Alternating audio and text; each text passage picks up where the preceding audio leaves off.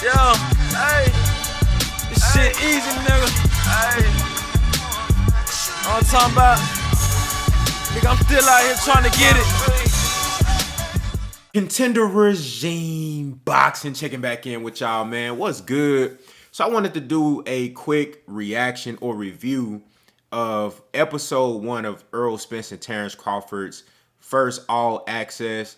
I want to talk about the production real quick by Showtime. It was a fantastic production. They did a beautiful job of piecing everything together, just kind of prepping the mainstream and core fan base of boxing, an audience that pretty much already know everything about ERROL Spence and Terence Crawford, have been here for the whole time, watching this fight build up and helping it build up, talking about it and just being involved.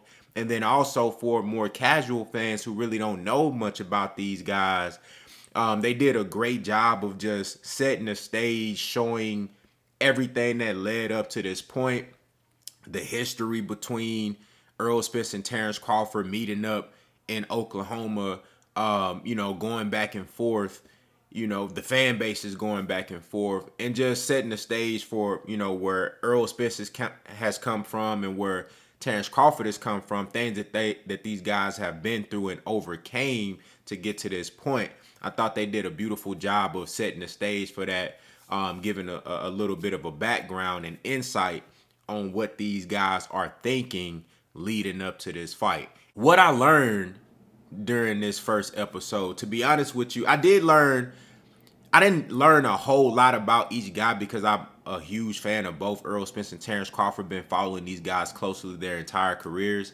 But as far as just this matchup and everything surrounding it, I did learn more about the little altercation, I guess you can call it an altercation, between Derrick James and Terence Crawford when they were on their way to the second press conference. The first little clip that came out a couple of weeks ago, it didn't show the whole story.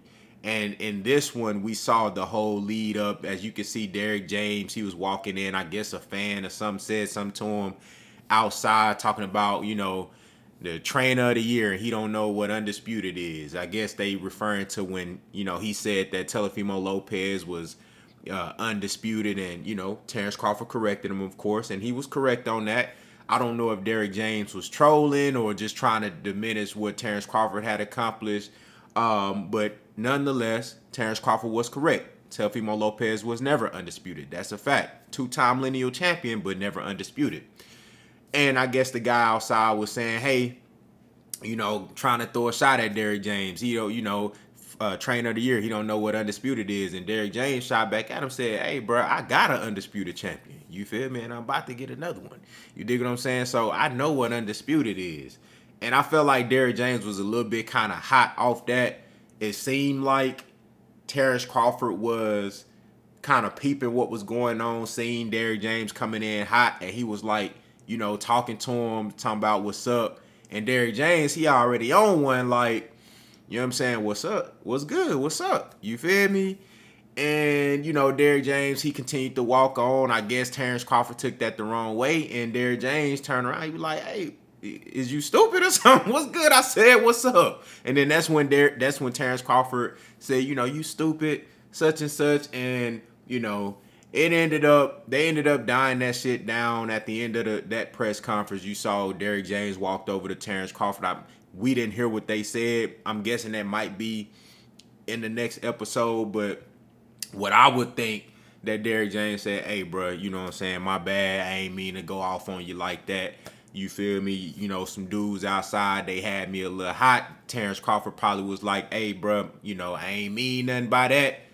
May the best man win. Let's get this fight going. So that's the only thing new that I really learned. You know what I'm saying? But both guys showed so much respect for each other. I knew that already. I knew it was going to be a high level of respect because this is one of those fights where you got two real dogs, two killers. Like ERROL Spence said at the beginning, he was like, look, he got that dog mentality. I got that dog mentality. This shit gonna come down to who gonna break first. You feel me? That's what it is. And I know a lot of people want to see trash talk, and they want to see, a lot of disrespectful banter going back and forth. But this is one of those fights where it's like it sells itself. I do believe that there could be more promotion behind this, but with two guys like Errol Spence and Terence Crawford, you're not gonna get a lot of, outlandish and crazy, drama-fied behavior. You're not finna get a lot of that with these guys. These two guys is no nonsense, straight down to business. Let me strap up my work boots and go to work. Let me just show up and do my job. And I pose a question to the fans who believe that, there should be more disrespect or trash talking going back and forth. Would you prefer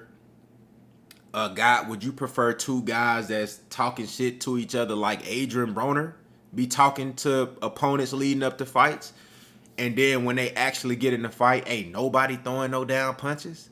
Don't nobody really want no smoke for real? Would you want the whole build up of the Manny Pacquiao and Floyd Mayweather fight, but then when they get in the ring, it's one fighter that's clearly dominant over the other, and it's from a chess match aspect, not really like a physical beat you up type of domination, and then everybody's left thinking like, okay, was this the fight of the century that everybody was talking about? Or would you prefer two guys who know what the fuck they about to deal with?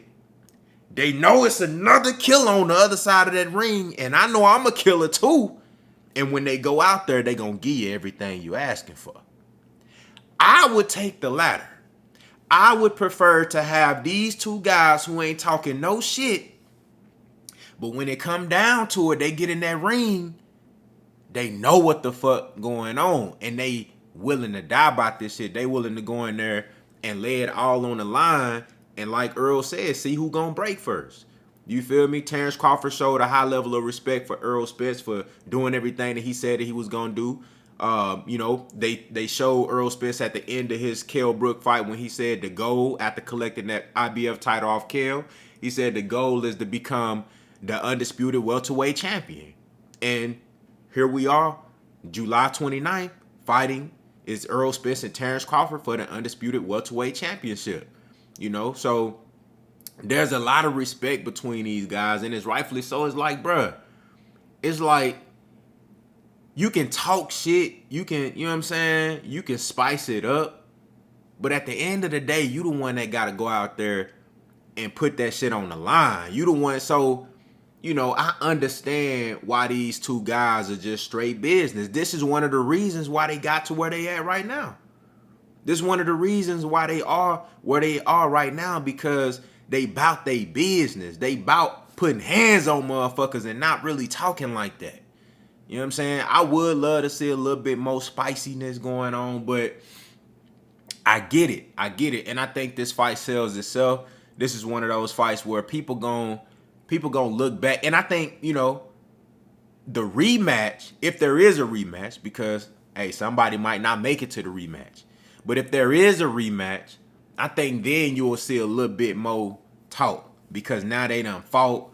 They're a little bit more familiar with each other. They done shared the ring. And it might be some animosity there from the loser or even the winner. You know what I'm saying? Like, the winner might be way more confident, talking shit. I done already whooped his ass before. That's when you might get a little bit more banter back and forth. But for right now, I think these two guys are understanding and recognizing, bro, I'm finna go in and have the fight of my life. I'm finna fight my heart out, bro. You know what I'm saying? And that's just what it's going to be. So, great production by Showtime. I wasn't really expecting no drama for real. You know what I'm saying? I know these two guys is, they going to have their best game plan. They going to be in the best shape of their life. And they going to be ready and willing to do everything it takes to come out victorious. And that's why this is going to be one of the best fights you ever seen in your life. So, y'all let me know what y'all think down in the comments. What did y'all think about the All Access episode?